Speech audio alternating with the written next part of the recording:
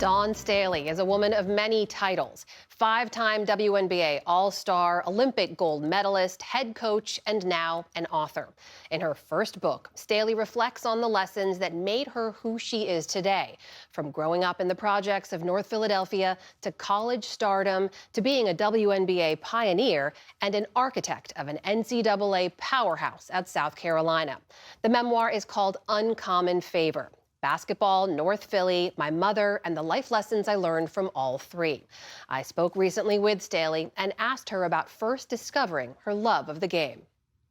Basketball was everything to me, but when I look back on it, being the youngest of five, you grow up in a household where you don't really have a perspective or an opinion because you're the youngest and no one's listening.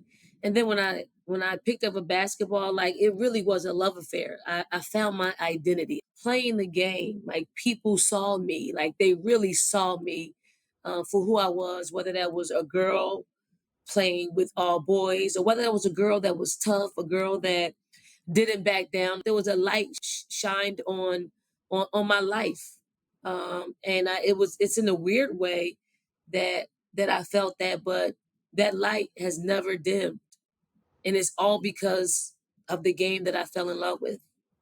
You're so honest about the challenges you face along the way, too, about it being a tough adjustment from Philly to UVA, and then again, a tough adjustment when you're playing overseas. There's a great story about Kid and Play and the house party movies I won't get into here.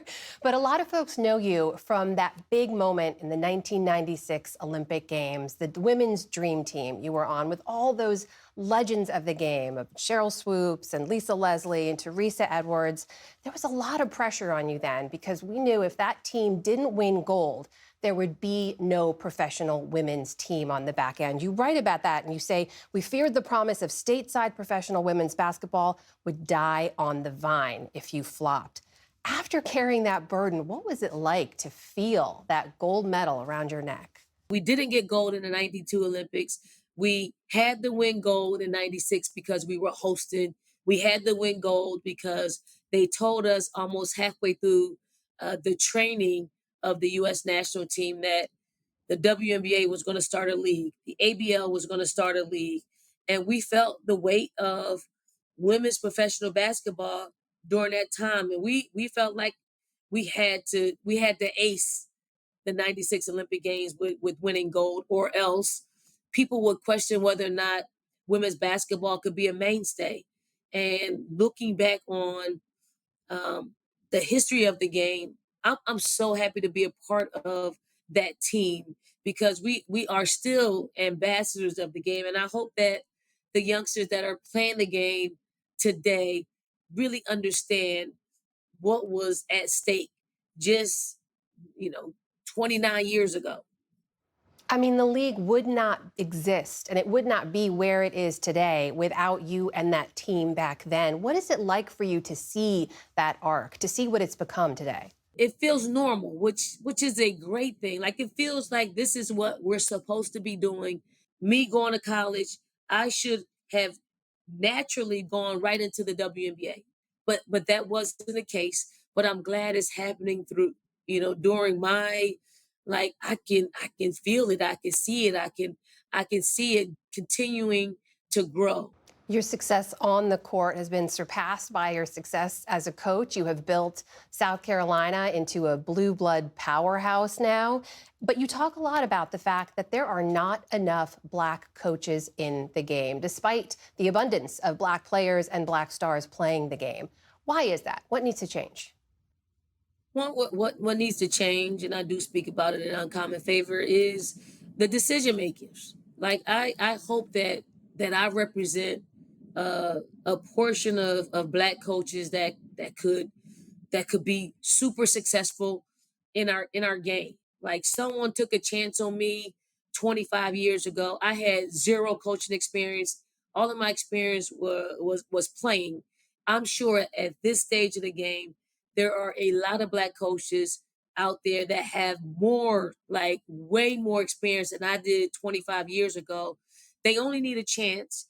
And I would say that, like all of us, if I have a someone to hire, Yeah, I'm gonna reach into my personal Rolodex, and I'm probably gonna go through and see who have I worked with, who comes highly recommended, um, and it's probably gonna be a black person, only because that's who I hang out with, that's who I know, right? It will take somebody else to give me another name that I didn't know for me to take a chance on. I think decision makers will have to stretch themselves a little bit, and we have to be less probably lazy about gathering list of people that you can draw on. You know, if you have an opening, I'm talking about ads, I'm talking about presidents, I'm talking about anybody that's going to be a part of the decision making and deciding who's going to be your head women's basketball coach. Central to your story is your faith, which, as you share, is instilled in you by your late mother, Estelle Staley. This idea, too, of a purposeful life, you talk about a lot. You write that you want a life that means something. So I got to ask, at this stage of your life, at this age, looking forward now, what does that look like for you? You mentioned my mother, Estelle Staley. Like, my mother lived for the church. She lived for every time the church door opened, she was working in the vineyard. I mean, 4 to 5 times a week, she was at church. Like, I saw her purpose. I saw what made her happy, and that grew on me. You know, of course, I'm not I'm not working in the vineyard as much as my mother, but basketball and being a dream merchant is my vineyard.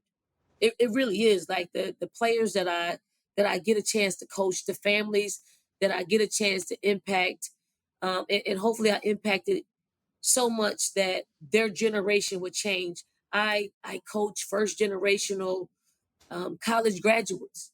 Do you know the impact that that has on a family and the generations that come after that?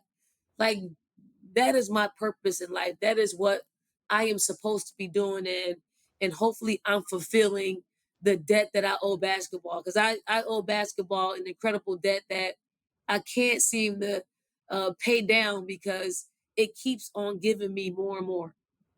The book is Uncommon Favor. The author is Coach Dawn Staley. Coach, always great to talk to you. Thank you for making the time. Thank you so very much.